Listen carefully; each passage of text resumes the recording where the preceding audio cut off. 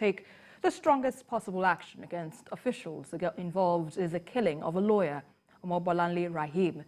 The president described the killing as heinous and senseless, noted that it was a wake-up call to law enforcement agencies to ensure implementation of all reforms introduced by his administration to ensure better service delivery, especially on weapons handling and respect for citizens' rights.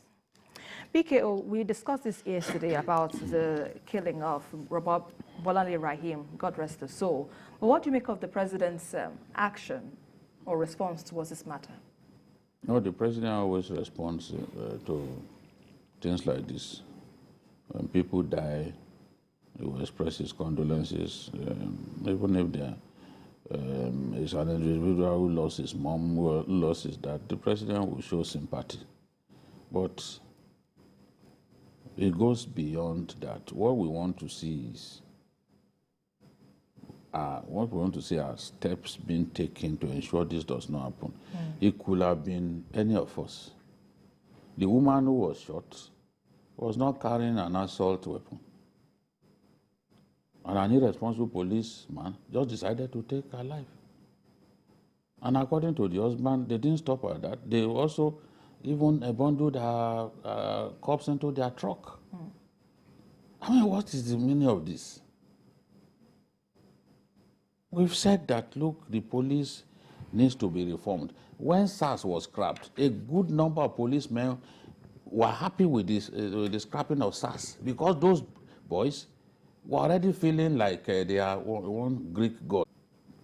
A lot of them had made money illegally and they could not even respect their colleagues and seniors. We are saying there are bad eggs in the police that need to be flushed out. What are the steps being taken to ensure that never-do-wells, people who are unfit, are not retained in the police because they damage the reputation of the force and let down those who work day and night trying to give the force a good name. People like this fellow, they are the ones who damage the image of the police. So the police has to put mechanism in place to flush out undesirable elements from their ranks. If they do not do that, this thing will continue to happen. Now, something is very common in the police. A policeman wants to go on leave. You see out there, they are frustrated people. Any little thing, their rifles chambers are always open.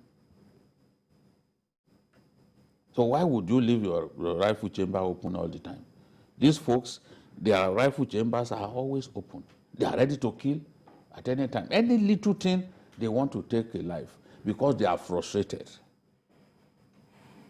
Policemen should be able to go on leave when it is their turn to go on leave, and it should be like 30 days. Let him go on leave, let him rest. We've seen even in the Northeast, those who had been in the Northeast for up to 4 years, some of them out of frustration, they turned the gun against their colleagues. What you call friendly fire in military parlance. Many soldiers have killed fellow soldiers. Some have killed their bosses because they are frustrated. The current chief of army staff designed a program now whereby these guys, they will give them a pass to enable them to go and see their relations. They'll put them in an aircraft, they'll go and see their relations, just to bring the tension down. Somebody who has been operating in an area for years and has not had the privilege of seeing his family, that's a disaster waiting to happen. I'm not saying that the fellow who killed this woman falls into that category. But I'm speaking in general terms that when you refuse to give policemen leave, and every time they ask for leave, you say, no, you can't go on leave now, you are creating problems. And then their bosses, a lot of their bosses, simply sit in their offices. Policemen, senior policemen should regularly go around to see how their boys are doing on the field. When Edgar was commissioner of police here, and I think even Odumosu did that to an extent, They'll go out at night, just moving around at night, trying to find out whether some policemen are misbehaving at their duty post. You won't even know, oh, the person is a police commissioner when he begins to talk to you. They need to do that a lot more. DPOs need to go out, try to find out how their guys are doing. Police commissioner should be able to also go out at night.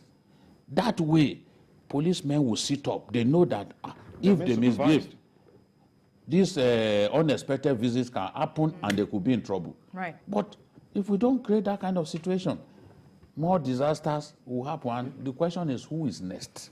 Well, before we get to that, let's quickly go on a very quick break. You're still on to Journalist Hangout. We'll have more discussions on this very issue when we return. Stay with us.